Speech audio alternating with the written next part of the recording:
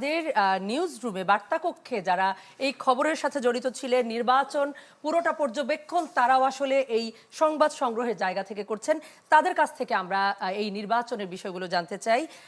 দর্শক, আমরা এই মুহূর্তে যাব আমাদের চ্যানেল 24 এর নিউজ এডিটর সাইফুল ইসলাম মজুমদার, তিনি আমাদের সঙ্গে যুক্ত হবেন। তার কাছ থেকে জানতে চাইব এই নির্বাচনে তিনি যেহেতু শুরু থেকেই পর্যবেক্ষণ করছেন এবং এই নির্বাচনে জনাব সাইফুল, আপনার আসলে কি মনে হয় যে এই নির্বাচনে কোন ফ্যাক্টরগুলো ভোটারদের কাছে ভোট দেওয়ার ক্ষেত্রে, প্রার্থীকে চুজ করার ক্ষেত্রে কিংবা কোন প্রতীকে ভোট দিবেন, কোন বিষয়গুলো আসলে সবচেয়ে বড় একটা বিষয় হয়ে দাঁড়াবে তাদের সামনে?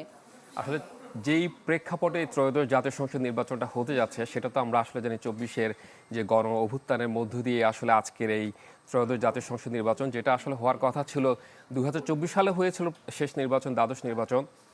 এখন যেটা হচ্ছে ত্রয়োদশ, সেটা আর 5 বছর পর হওয়ার কথা ছিল, কিন্তু যে প্রেক্ষাপটে বা যে ঘটনা প্রবাহের মধ্য দিয়ে আজকের এই নির্বাচন, সেটার আসলে তরুণদের যে আন্দোলন ছিল, গণ অভ্যুত্থান ছিল এবং 2000 মানুষ সেই নিহত হয়েছিল, ছাত্র জনতা 20,000 মানুষের মতো আহত হয়েছিল, তাদের সেই আত্মত্যাগের মধ্য দিয়ে আসলে আজকের এই ত্রয়োদশ জাতীয় সংসদ নির্বাচনের এই মানে আবেদন বা প্রয়োজনীয়তা তৈরি হয়েছে। এবং এই নির্বাচনের যে ফ্যাক্টরগুলো কাজ করবে, আসলে আমরা দেখেছি যে সাধারণ মানুষ যে ভোট দিতে পারছিল না তিনটা নির্বাচনে আসলে ভোটাররা, আমরা জানি বিতর্কিত নির্বাচন হয়েছিল, সেই বিতর্কিত নির্বাচন নিয়ে আসলে অনেক ঘটনা ছিল।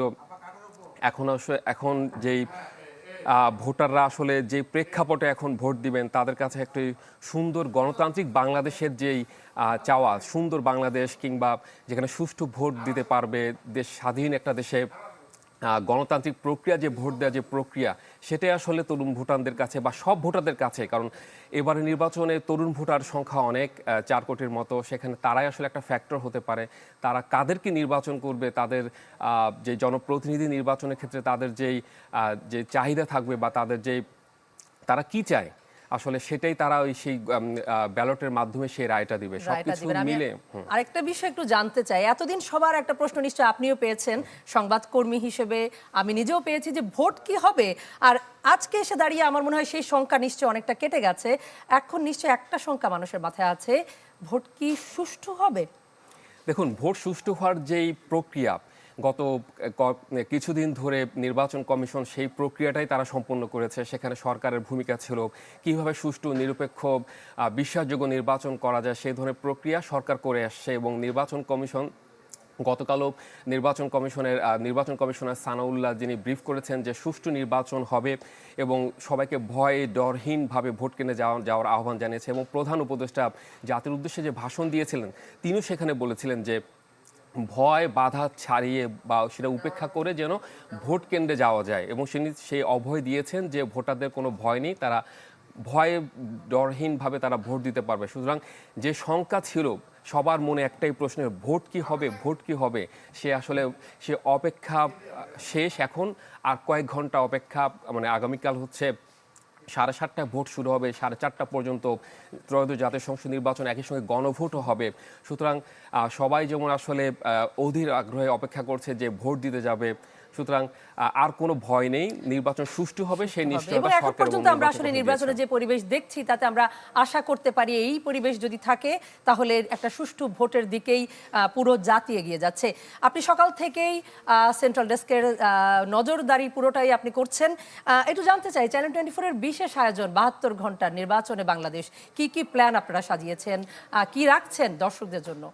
দেখুন, নির্বাচনে আসলে মানুষ কি জানতে চায়, সারাদিনই তো আমরা আসলে নির্বাচনের খবর দিব, আমরা একটু ভিন্ন খবর দিতে চাই। 72 ঘন্টার আমরা যেই একটা স্লট রেখেছি, নির্বাচনের আগের দিন থেকে শুরু করে আমরা অলরেডি শুরু করেছি সকাল 7টায় বুলেটিন দিয়ে। আমরা সারাদিন সেই ধারাবাহিকতা রাখবো, রিপোর্টারদের লাইভ, সারাক্ষণ আমরা জেলা প্রতিনিধি বা বিভিন্ন জায়গা থেকে আমরা যেভাবে পারি না কেন আমরা নির্বাচনে সবশেষ খবর দিব। আমরা সকাল থেকে খবর দিচ্ছি যে ভোট কেন্দ্রে যে নির্বাচনী সামগ্রী, ভোটের যে সামগ্রী সেগুলো অলরেডি পৌঁছে যাওয়ার যে ব্যবস্থা সেটা শুরু করেছে রিটার্নিং কর্মকর্তার কার্যালয় থেকে। আমরা সেগুলো খবর দিচ্ছি।